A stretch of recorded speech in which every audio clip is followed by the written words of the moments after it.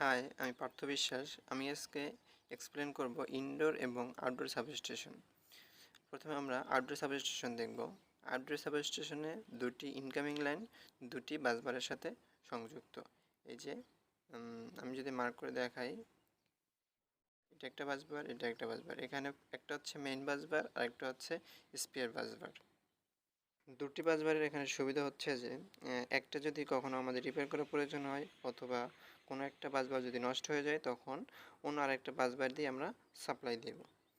আর এখানে দুইটা 6 কেবি incoming line, এই ধরনের অ্যারেঞ্জমেন্টকে বলা হয় ডাবল সার্কিট অ্যারেঞ্জমেন্ট। এখানে প্রতিটি ইনকামিং এবং আউটগোয়িং লাইনের সাথে আমরা দেখতে পাচ্ছি যে একটা হচ্ছে সার্কিট ব্রেকার এবং একটা কারেন্ট ট্রান্সফরমার সংযুক্ত। কারেন্ট ট্রান্সফরমার কারেন্ট চেঞ্জ করে সার্কিট ব্রেকারকে অপারেট করে। এটা হচ্ছে কারেন্ট ট্রান্সফরমারের কাজ। আর এখানে সার্কিট ব্রেকারের কাজ হচ্ছে যে যখন ওভারফ্লো কারেন্ট হয়ে যাবে তখন অটোমেটিক আমাদের লাইনটি বিচ্ছিন্ন করার জন্য আমরা সার্কিট ব্রেকার ইউজ করি। আউটডোর সাবস্টেশনের প্রধান কাজ হচ্ছে যে 66 কিলোভোল্টকে আমরা 11 কেবিতে কনভার্ট করব।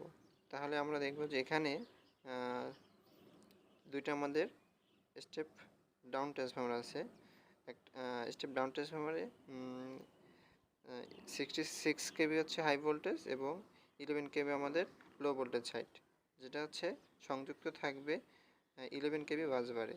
দুটো হচ্ছে আমাদের 11 কেবি বাসবার, যে এখান থেকে আমরা আউটগোয়িং কনজিউমার কাছে আমাদের সাপ্লাই দিব।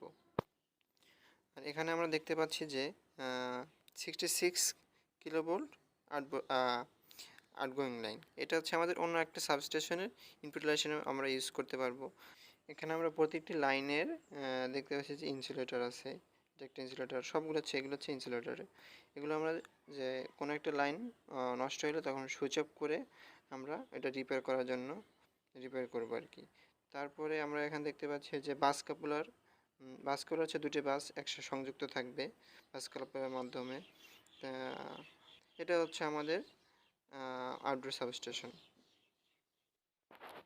এখন আপনারা দেখতেছেন এটি হচ্ছে ইনডোর সাবস্টেশন।